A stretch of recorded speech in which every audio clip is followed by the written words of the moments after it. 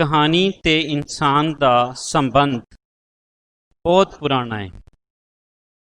सगों जिन्ना इंसान पुराना है कहानी भी उन्नी पुरानी। जे कहानी दे विच नित नवीआं किस्मां आ रहीआं ने ते इंसानां दे विच भी यही वरतारा जिहड़ा है वेखण विच आ रहा है। फिर भी कहानीकार अपनी कहानी दे बयानन दी वजह तो ਵੱਖਰੀ ਪਛਾਣ ਰੱਖ ਲੈਂਦਾ ਹੈ। ਇਸੇ ਤਰ੍ਹਾਂ ਓਲੀਵਰ ਹੈਨਰੀ ਜਾਂ ਉਹ ਹੈਨਰੀ ਦਾ ਨਾਮ ਹੀ ਹੈ ਜਿਨ੍ਹਾਂ ਨੇ ਕਹਾਣੀ ਦੇ ਖੇਤਰ ਵਿੱਚ ਵੱਖਰੀ ਪਛਾਣ ਬਣਾਈ। ਉਹਨਾਂ ਦੀਆਂ ਕਹਾਣੀਆਂ ਇੰਜ ਲੱਗਦਾ ਹੈ ਜਿਵੇਂ ਆਪਣੇ ਅਖੀਰ ਤੇ ਜਾ ਕੇ ਚੌਂਕਾ ਦਿੰਦੀਆਂ ਨੇ। ਜੇ ਪੜ੍ਹਨ ਵਾਲਾ ਸੋਚ ਰਿਹਾ ਹੈ ਕਿ ਅੱਗੇ सड़क आ रही है तो सड़क से हौली हौली टुरी जा रहे हैं, पर एकदम अगे अन्ना खूह आ जाता है, कोई खाई आ जाती है या कोई बाग आ जाता है या सड़क मुक जाती है या सड़क इन्नी तवील हो जाती है कि वह राह मुकन का ना ही नहीं लैंदा। यह चौंका देने वाला अखीर बिल्कुल उस तरह है जिवें कोई जादूगर हाथ विच रुमाल फड़ी खलोता है तो वह सिर्फ रुमाल नूं हिलांदा है तो कदी रुमाल कबूतर बन जाता है, कदी खरगोश बन जाता। कहानी दे विच तजस्सुस, रवानी ते चौंका देन वाला अखीर इस पछाण रखन वाला कहानीकार ओलिवर हैनरी या ओ हैनरी दा ताल्लुक अमरीका नाल सी। इस कहानीकार का असल नाम विलियम सिडनी पोर्टर है। विलियम सिडनी पोर्टर 11 सितंबर 1862 या 1862 ग्रीन्सबोरो जिहड़ा कि शमाली कैरोलीना का एक इलाका है उहदे विच ओ हैनरी का जन्म होया।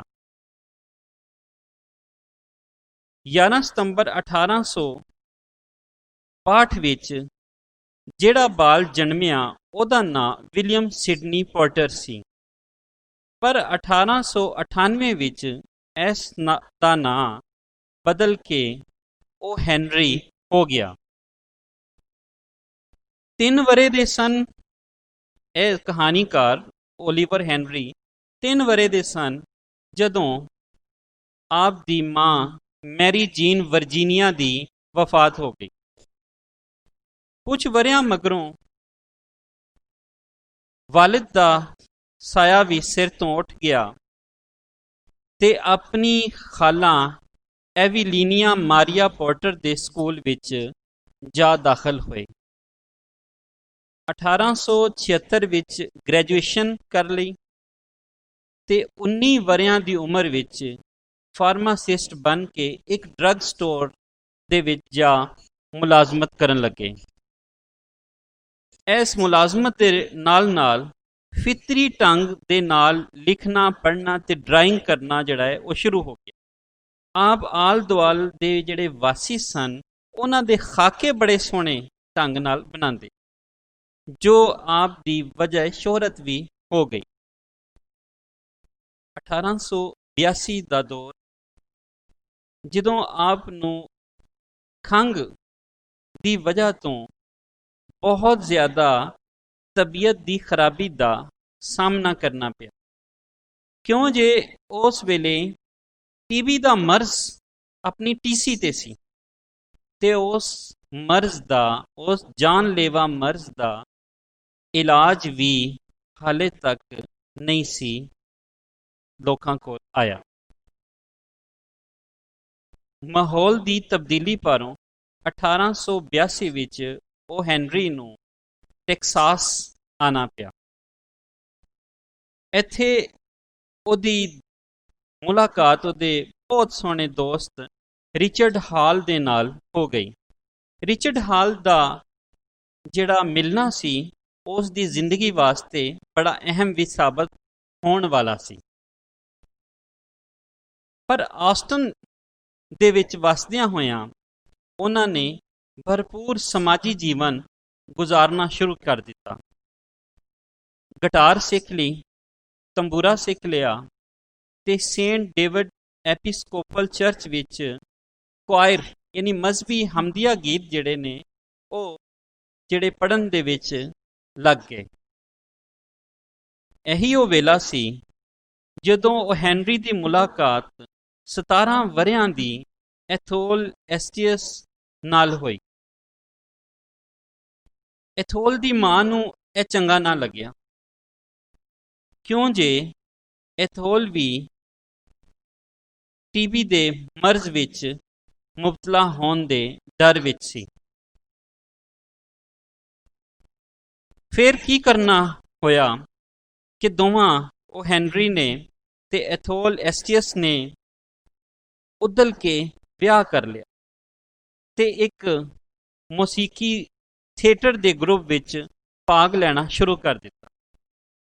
ਐਥੋਲ ਨੇ ਜਦੋਂ ਉਹ ਹੈਨਰੀ ਦੀਆਂ ਲਿਖਤਾਂ ਵੇਖੀਆਂ ਤੇ ਉਸ ਨੂੰ ਲਿਖਣ ਦੀ ਪ੍ਰੇਰਨਾ ਦਿੱਤੀ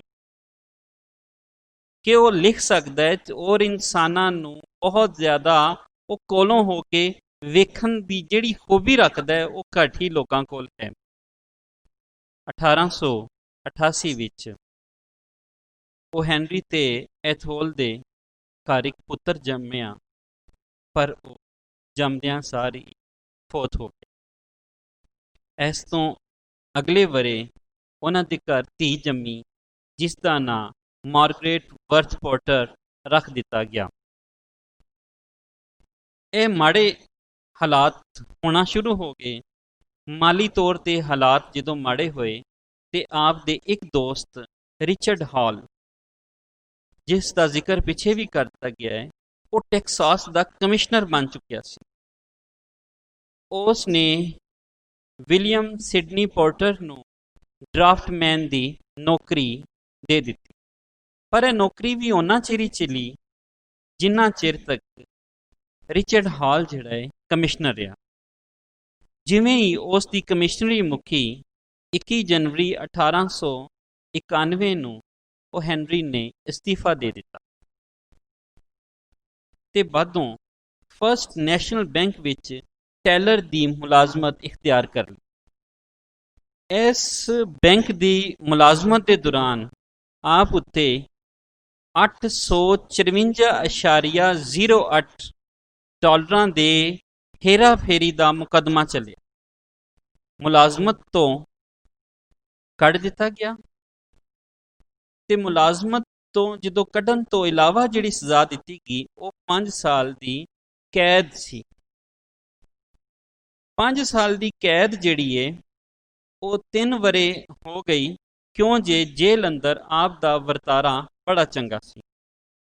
ਇਸ ਤੋਂ ਬਾਅਦ ਰੋਲਿੰਗ ਸਟੋਨ ਇੱਕ ਮੈਗਜ਼ੀਨ ਵਿੱਚ ਕੰਮ ਕਰਨਾ ਸ਼ੁਰੂ ਕਰ ਦਿੱਤਾ। ਇਹ ਇੱਕ ਮਜ਼ਾਹੀਆ ਮੈਗਜ਼ੀਨ ਸੀ, ਪਰ ਆਮਦਨੀ ਨਾ ਹੋਣ ਪਾਰੋਂ ਇਹ ਬਹੁਤਾ ਦੇਰ ਨਾ ਚੱਲ ਸਕਿਆ, ਜਿਸ ਕਰਕੇ ਹੌਸਟਨ ਜਾਣਾ ਪਿਆ ਤੇ ਉੱਥੇ ਦੀ ਪੋਸਟ ਨਾਮੀ ਇੱਕ ਮੈਗਜ਼ੀਨ ਵਿੱਚ ਮੁਲਾਜ਼ਮਤ ਕਰ ਲਈ, ਜਿਹੜੇ ਉਹਨੂੰ $25 ਮਹੀਨੇ ਦੀ ਤਨਖਾਹ ਦਿੰਦੇ ਸਨ। ਪਰ ਇਹ ਤਨਖਾਹ ਉਹ ਹੈਨਰੀ ਦੀ ਮਕਬੂਲੀਅਤ ਨਾਲ ਵੱਧਦੀ ਜਾ ਰਹੀ ਸੀ, ਕਿਉਂ ਜੇ ਉਸ ਦੀਆਂ ਲਿਖਤਾਂ ਬਹੁਤ ਜ਼ਿਆਦਾ ਮਾਨਤਾ ਤੇ ਨਾਮਨਾ ਖੱਟ ਰਹੀਆਂ ਸਨ। ਉਹ ਹੈਨਰੀ ਦਾ ਕਹਿਣਾ ਹੈ ਕਿ ਉਹ ਲੋਕਾਂ ਨੂੰ ਕੋਲੋਂ ਦੀ ਵੇਖਦਾ, ਉਹਨਾਂ ਦੇ ਵਰਤਾਰੇ ਨੂੰ ਵੇਖਦਾ ਔਰ ਹੋਟਲਾਂ ਦੀਆਂ ਲਾਬੀਆਂ ਵਿੱਚ ਘੁੰਮਦਾ ਤੇ ਉਹਨਾਂ ਦੇ ਇਨਸਾਨਾਂ ਦੇ ਚਿਹਰੇ ਪੜ੍ਹਦਾ ਜੋ ਉਹਨਾਂ ਨੂੰ ਕਹਾਣੀਆਂ ਦਿੰਦੇ, ਜੋ ਉਹਨਾਂ ਵਿੱਚੋਂ ਕਹਾਣੀ ਲੱਭ ਦਿੰਦੇ। 1902 ਵਿੱਚ ਉਹ ਹੈਨਰੀ ਨਿਊਯਾਰਕ ਆ ਗਿਆ ਤੇ ਐਸੇ ਨਿਊਯਾਰਕ ਦੇ ਲੋਕਾਂ ਦੀਆਂ ਕਹਾਣੀਆਂ ਲਿਖਣੀਆਂ ਸ਼ੁਰੂ ਕਰ ਦਿੱਤੀਆਂ। ਉਸ ਨੇ 381 ਕਹਾਣੀਆਂ ਲਿਖੀਆਂ। ਫਿਰ ਇੱਕ ਵਧੀਆ ਲਿਖਾਰੀ ਦੇ ਤੌਰ ਤੇ, ਵਧੀਆ ਕਹਾਣੀਕਾਰ ਦੇ ਤੌਰ ਤੇ ਆਪਣੀ ਪਛਾਣ ਜਿਹੜੀ ਹੈ ਉਸ ਨੇ ਬਣਾ ਲਈ। ਉਹ ਹੈਨਰੀ ਦੀ ਬਚਪਨ ਦੀ ਇੱਕ ਮਹਿਬੂਬਾ ਸੀ ਜਿਸ ਦਾ ਨਾਂ ਸੀ ਸਾਰਾ, ਜਿਹੜੀ ਆਪ ਵੀ ਰੋਮਾਨਵੀ ਕਹਾਣੀਆਂ ਲਿਖਦੀ ਸੀ। ਸਾਰਾ ਦੇ ਨਾਲ ਉਹ ਹੈਨਰੀ ਦਾ ਵਿਆਹ ਹੋ ਗਿਆ, ਪਰ ਇਹ ਵਿਆਹ ਵੀ ਕੁਝ ਸਾਲ ਹੀ ਚੱਲ ਸਕਿਆ, ਕਿਉਂ ਜੇ ਉਹ ਹੈਨਰੀ ਨੂੰ ਬਹੁਤ ਜ਼ਿਆਦਾ ਸ਼ਰਾਬ ਦੀ ਲੱਤ ਲੱਗ ਗਈ ਸੀ, ਜਿਸ ਭਰੋਂ ਸਾਰਾ ਨੇ ਉਸ ਨੂੰ ਛੱਡ ਦਿੱਤਾ। ਉਹ ਹੈਨਰੀ ਦੀਆਂ ਕਿਤਾਬਾਂ ਦੇ ਹਵਾਲੇ ਨਾਲ ਜੇ ਵੇਖੀਏ, ਕੈਬੇਜਸ ਐਂਡ ਕਿੰਗਸ 1904 ਵਿੱਚ ਕਹਾਣੀਆਂ ਦੀ ਕਿਤਾਬ ਆਈ। ਇਹਦੇ ਵਿੱਚ 19 ਕਹਾਣੀਆਂ ਸਨ। ਕੁਝ ਨਕਾਦਾਂ ਦਾ ਇਹ ਵੀ ਮੰਨਣਾ ਹੈ ਕਿ ਆਪ ਨੇ ਇਹ ਇੱਕ ਨਾਵਲ ਵਾਂਗ ਕਹਾਣੀ ਜਿਹੜੀ ਹੈ ਲਿਖੀ, ਜਿਹਦੇ ਵਿੱਚ ਹਰ ਕਹਾਣੀ ਜਿਹੜੀ ਹੈ ਉਹ ਦੂਜੀ ਨਾਲ ਜੁੜੀ ਹੋਈ ਸੀ। 1907 ਵਿੱਚ 5 ਕਹਾਣੀਆਂ ਦਾ ਇੱਕ ਪਰਾਗਾ ਆਇਆ, ਦ ਟ੍ਰਿਮ ਐਂਡ ਦ ਲੈਂਪ। ਐਸੇ ਵਰੇ ਦ 4 ਮਿਲੀਅਨ ਡ੍ਰੀਮ ਵੀ ਸਾਹਮਣੇ ਆਇਆ। ਹਾਰਟ ਆਫ ਦ ਵੈਸਟ 1907 ਵਿੱਚ 19 ਕਹਾਣੀਆਂ ਦਾ ਜਿਹੜਾ ਪਰਾਗਾ ਸੀ, ਤੇ ਦ ਵਾਇਸ ਆਫ ਦ ਸਿਟੀ 1908 ਵਿੱਚ ਜਿਹੜਾ ਹੈ 5 ਕਹਾਣੀਆਂ ਦਾ ਪਰਾਗਾ ਛਪਿਆ। ਇਹ ਉਹਨਾਂ ਦੀਆਂ ਕਹਾਣੀਆਂ ਸਨ ਜਿਸ ਨੇ ਨਿਊਯਾਰਕ ਦੇ ਵਾਸੀਆਂ ਦੇ ਅੰਦਰ ਦੇ ਖਿਆਲਾਂ ਨੂੰ ਔਰ ਉਹਨਾਂ ਦੇ ਜੀਵਨ ਨੂੰ ਜਿਹੜਾ ਹੈ ਦਰਸਾਇਆ। ਜੇ ਨਕਾਦ ਇਹ ਕਹਿਣ ਕਿ ਉਹਨਾਂ ਦੀਆਂ ਕਹਾਣੀਆਂ ਨਿਊਯਾਰਕ ਸ਼ਹਿਰ ਦੇ ਵਾਸੀਆਂ ਦੀਆਂ ਹੀ ਕਹਾਣੀਆਂ ਨੇ, ਤੇ ਇਹ ਕੁਥਾਨਾ ਹੋਏਗਾ।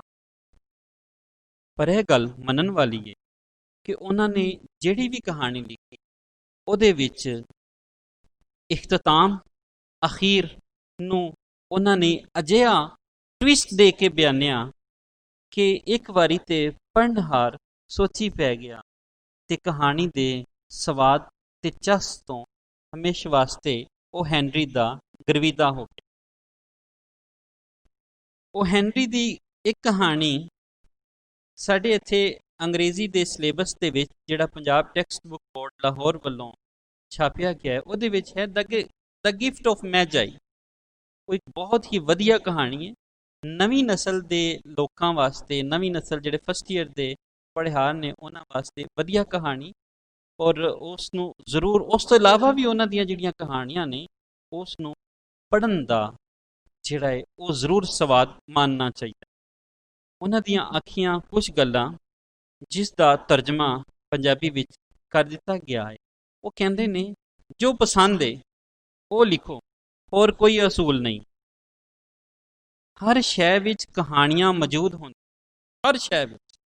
ਮੈਂ ਇਹਨਾਂ ਕਹਾਣੀਆਂ ਦਾ ਤਾਨਾ ਬਾਨਾ ਪਾਰਕ ਦੇ ਬੈਂਚਾਂ, ਲੈਂਪ ਪੋਸਟਾਂ ਤੇ ਅਖਬਾਰਾਂ ਦੇ ਠੇਲਿਆਂ ਤੋਂ ਵੇਖ। ਜੇ ਕੋਈ ਜੰਗ, ਗੁਰਬਤ ਤੇ ਮੁਹੱਬਤ ਵਿੱਚ ਜੀ ਚੁੱਕਿਆ ਹੈ ਤੇ ਉਸ ਨੇ ਭਰਪੂਰ ਜੀਵਨ ਹੰਢਾਇਆ ਹੈ। ਇਲਮ ਪਾਣੀ ਦੀ ਨਦੀ ਹੈ ਜੋ ਇੱਕ ਨਾਲੀ ਦੇ ਜ਼ਰੀਏ ਸਾਡੇ ਕੋਲ ਆਂਦੀ ਹੈ ਤੇ ਸਾਡੀਆਂ ਜੜ੍ਹਾਂ ਤੀਕਰ ਅਪੜਦੀ।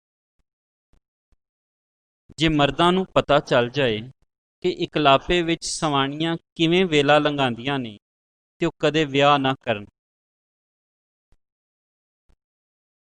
ਜਿਮੀ ਵੈਲੇਂਟਾਈਨ ਨੇ ਉਹਦੀਆਂ ਅੱਖਾਂ ਵਿੱਚ ਵੇਖਿਆ ਤੇ ਆਪਣਾ ਆਪ ਭੁੱਲ ਗਿਆ, ਉਹ ਕੋਈ ਹੋਰ ਹੀ ਬਣ ਗਿਆ ਸੀ। ਨਕਦ ਪੈਸਿਆਂ ਨਾਲ ਇੱਕ ਮਿੰਟ ਵੀ ਨਹੀਂ ਖਰੀਦਿਆ ਜਾ ਸਕਦਾ।